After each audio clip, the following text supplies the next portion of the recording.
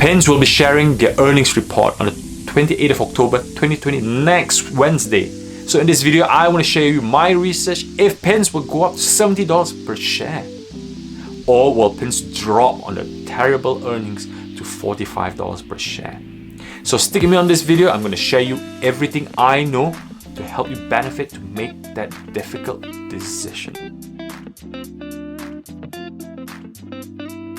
Hello, welcome back to Family Investment. My name is Alex Ko. Pins is my biggest holding in my portfolio. I've got 1,000 Pins shares since back in 2019 when I shared with my viewers.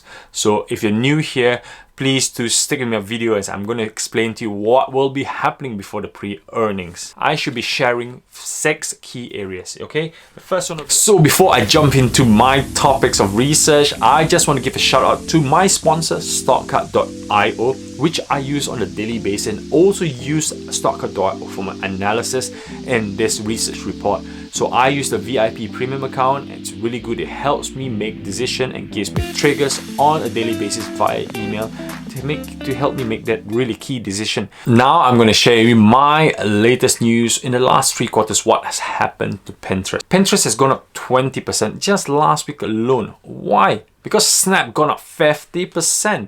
So Snap's revenue has exploded, number of users exploded, and that's bringing confidence to other social media platforms such as Twitter, Pinterest, and Facebook. And everybody is just going on a bullish trend.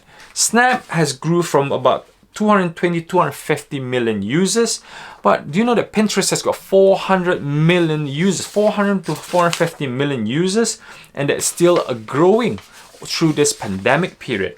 So it's a huge difference. So Snap has got a lot of momentum behind it. Can it sustain it?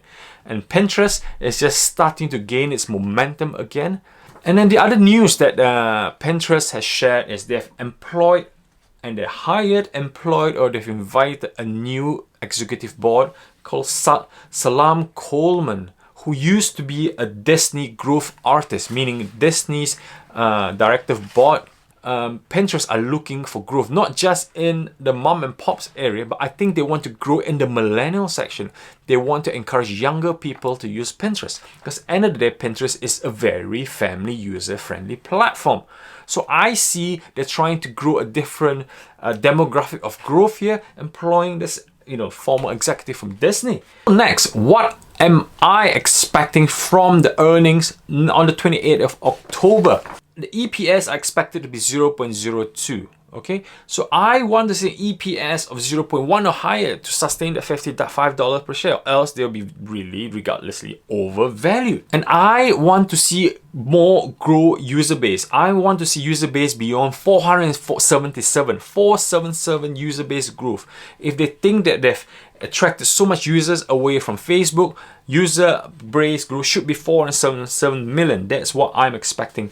And the other things that I want to see is more technological area focus. What have they changed? Because they've hired a lot of software programmers around the world. I want to see how are they making the platform even more UX UI, user-friendly interface. As you can see on Etsy has improved that so much in the last 2-3 years.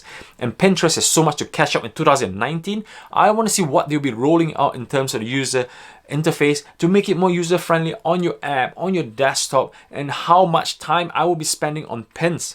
If not, people just jump on Amazon and just use Amazon shops. So Pinterest, this earnings will be interesting to see what technologies they'll be going down. Next will be the fundamental analysis. So for the fundamental analysis, I use my StockCard.io. From the last few historical quarter earnings, they've got fair growth potential and stable operation. So that's what we have with the current data. And what you're paying for up to $55, from $45 to $55 growth, you're actually paying for the future value already. You're paying for a staggering explosive quarter by Pinterest. You need to understand that. Sentiment, calm investor sentiment, you can see the short interest and simple moving average and RSI are slowly moving on the green, meaning it's showing a momentum acceleration forward, hence the 20% growth. And I want to emphasize that whatever people are paying between 45 to 55, they are paying to capture an impressive earnings from Pinterest on Wednesday. It's all priced in already. So Pinterest is a $30 billion company is because of huge institutional investors. About 70% of the shares are owned by institutions.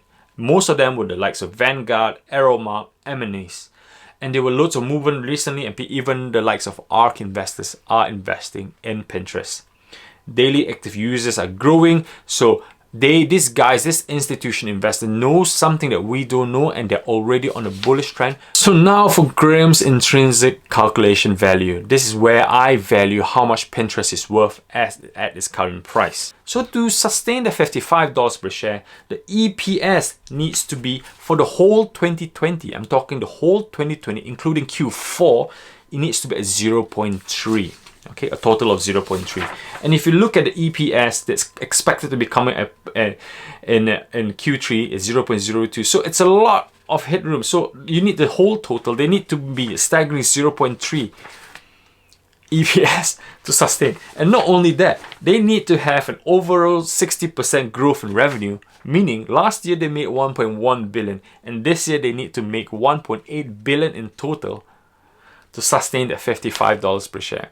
So what I'm trying to share here with you guys is Pinterest is already overvalued. In fact, to be at $55 per share, the investors are actually forecasting for the 2021 quarters already.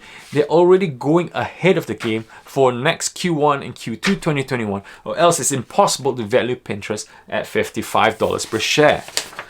Now let's go to the technical analysis for Pinterest.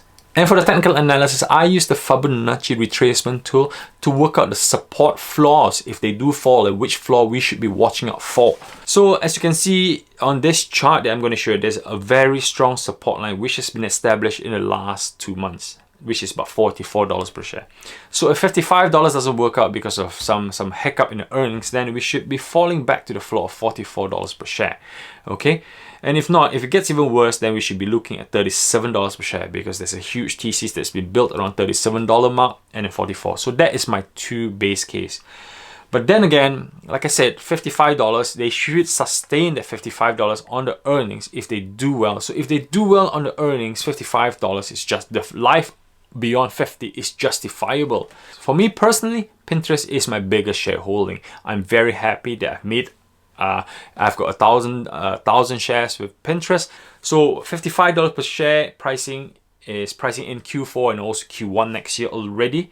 This is a key quarter. When I say key quarter, it's important for momentum. So to push them through momentum, to push them beyond 70, 75, 100, to push them to establish them as a key leader in social media promotion, advertisement, Shopify, e-commerce, they need to show us the momentum earnings in this quarter. Okay. Another thing that I'll be concerned about is profit taking before and after the earnings. Okay, so be careful when you're buying it at this price. There might be profit takers thinking that we've priced in too far ahead of time, and people will be taking profits, and you should see a bit 5, 7, 8% drop. So something that I want to warn you users, you investors, because I've seen this case by case every year on different stocks. And also one thing that people do not understand, which I want to share with you, is Pinterest have collected a lot of data, and this is what Pinterest is doing. They're captivating how people are cooking at home, how people are growing plants at home, how people are designing clothes. So they got so much data, and with this vast amount of data, they can sell it and expand other avenues like the likes of e-commerce platform, or maybe cashless transaction, and how they can start using this to capitalize on payments. And there's a lot of data Pinterest can use. So from now 2020 to 2025, the amount of data gathered by Pinterest can be used to develop to other avenues, areas of growth. They can develop to other products that we do not see today. So this is really interesting. For 400 million users going up to 500 to 600 million users on a quarterly, monthly, daily basis, this data is just going to grow. And Pinterest will just turn into a different product economy, not just pinning for pictures. You might be pinning for business user needs, pinning for payment platform. Who knows? They might convert themselves into an online learning tool that we may not know about for the younger generation. So this is getting exciting. I'm very bullish. So thank you very much for sticking with me throughout this video, and I appreciate a good thumbs up, like, and also subscribe for more future videos like this. But if you're one of those viewers who have seen me back in 2019 and made mega tons of money, please do help me share my YouTube channel on your social media platform on LinkedIn, Twitter, and Facebook. I really appreciate it. I hope to see you soon in future videos, and also in the earnings when it comes out.